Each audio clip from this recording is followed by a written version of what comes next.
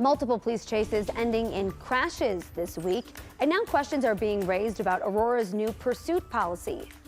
This morning, we're getting a look at the aftermath of the devastating South Rim National Fire that's shut down a national park. Plus, Colorado is seeing a huge boom in parents pulling their kids from school and teaching their children themselves. And there's a new reason that's driving the trend. And we're following that breaking news out of Hollywood this morning. 30 people are hurt after someone rammed a vehicle into a crowd outside of a Hollywood nightclub on Santa Monica Boulevard. 3 of them are critically injured. According to paramedics, 1 patient has a gunshot wound. LAPD is investigating.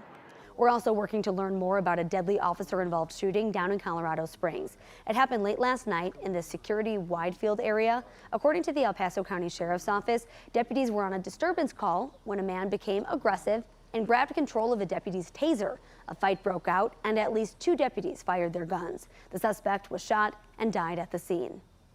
And if you want to get outside today, do that sooner rather than later. Things are going to be really heating up this afternoon. Let's send things on over to Weather Impact meteorologist Carly Cassidy, because some of us are also going to see those storm chances today, Carly. Yep, rinse and repeat from yesterday. That's what we got going on again for today. But it is beautiful outside, nice and comfortable to start things off this morning. Have a little bit of some cloud cover streaming overhead for some, but otherwise blue skies, sunshine. That's going to heat things up and then also spark up some of those storms for the afternoon. First, our temperatures here for this morning, and taking a look outside there, you can see some of that cloud cover, but temperatures not too bad. We got some 50s, 60s for most, and then a few 40s, 49 there in Leadville. Nice and cool. Then for this afternoon, here comes the heat. We still have that high pressure system in control.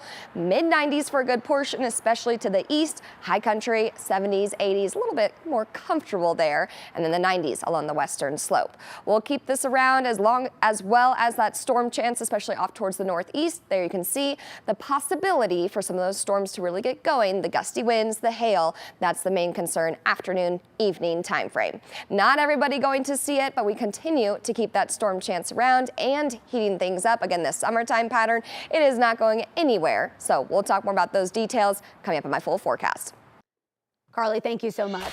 Right now, investigators are looking into an armed robbery in Lyons. They say it happened last night around 7:30 at the Circle K. The suspect is described as a white man in his early 20s, wearing dark pants, a black and white hoodie with angel wings on the back, and a blue bandana. If you have any information, call the Boulder County Sheriff's Office. 2 police chases that ended in crashes this week are raising questions about Aurora PD's updated pursuit policy. 9 News reporter Shalima Maharaj has the details. Well, the policy was changed on March 5th to allow Aurora PD to go after stolen vehicles, impaired drivers, and anyone believed to have committed gun crimes. On Wednesday night, APD chased a pickup truck with stolen plates. Police said it matched the description of a vehicle connected to a burglary. Now, the suspect wound up driving through a car wash, ramming into another vehicle inside before being stopped by the cops. Then Friday at 3 a.m., a police pursuit resulted in a vehicle crashing through the window of a money tree. The most important factor in these pursuits is the training that the officers have received and their ability to maintain their thinking process under these circumstances. So it's always going to be a balancing test that sometimes will have often, not just sometimes, but often unintended or unforeseen consequences. Since Aurora PD put their policy change into effect, 2 innocent people have been hurt. That includes 1 person who sustained serious injuries, another person who walked away with minor injuries. Aurora PD declined our request for an interview. In Aurora, Shalima Maharaj, 9 News. Westminster police say someone found what looks like a human bone yesterday afternoon. They say a person spotted it along an open space trail near 122nd Avenue and Park Center Drive. Investigators aren't sure how old it is. The Boulder County Sheriff's Office brought in a cadaver dog, and the animal did not find any other remains. New testimony in a high-profile poisoning trial sheds new light on the days leading up to the death of Angela Craig. According to that testimony, former Aurora dentist James Craig created an Amazon account in February of 2023. On that same day, that same account was used to buy arsenic. About a week later, his wife started searching online for symptoms including dizziness, strange shaking and cold lips.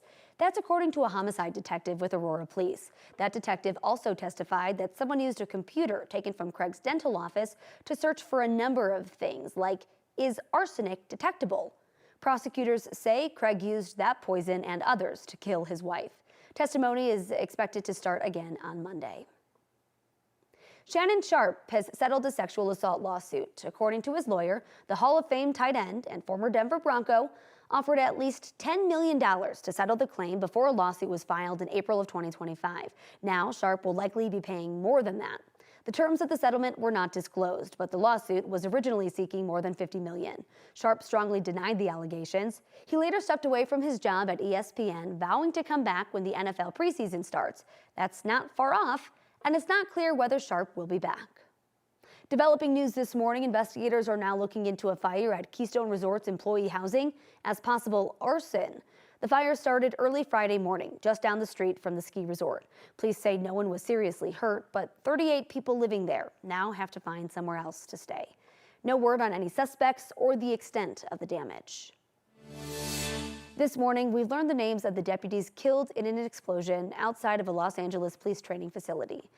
This procession right here was held yesterday evening to honor detectives Joshua Kelly Eklund, Victor Lemus, and William Osborne.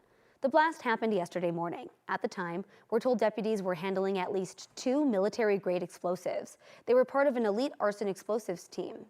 Explosives are incredibly unforgiving and they are always dangerous. Despite all your experience and all the precautions, if you make one little tiny mistake, there can be a tragic outcome. Investigators say the blast looks like it was an accidental explosion. The deputies had been on the job between 19 and 33 years. This morning, a new lawsuit is shedding light on how many ICE arrests have been made here in Colorado. Researchers at UCLA brought that suit, and because of it, we know ICE has made more than 2,200 arrests in Colorado and Wyoming combined. That's over the course of President Trump's first 5 months in office, and it's almost 5 times the number of arrests from the same time last year. The data doesn't go into specifics about what crimes or if any of these people have been accused of committing. The Trump administration is moving forward with a critical flash flood risk database. Earlier, the administration had reportedly put parts of this project on hold. For the first time ever, the database will take climate change into account when making precipitation frequency estimates. It would also help people better understand their risk for flash flooding and help civil engineers and builders with infrastructure projects. A woman in Colorado Springs has her family photos back after someone spotted them floating downstream in floodwaters. This is wild. Judy Brown was walking her dog when she saw those pictures floating in a creek. She went into the water, grabbed what she could, and she even rescued some others from a trash can where someone threw them out. I had been in a flood. Our house was flooded when my kids were little. And the thing I missed was the photos. I thought all those photos of my kids as, babies and everything are gone. So I went over, I picked them up out of the trash can. The photos are irreplaceable. Judy reached out to our reporting partners in Colorado Springs, KRDO, to help find the photos' owners, and she did. That person said they were so grateful to have them back.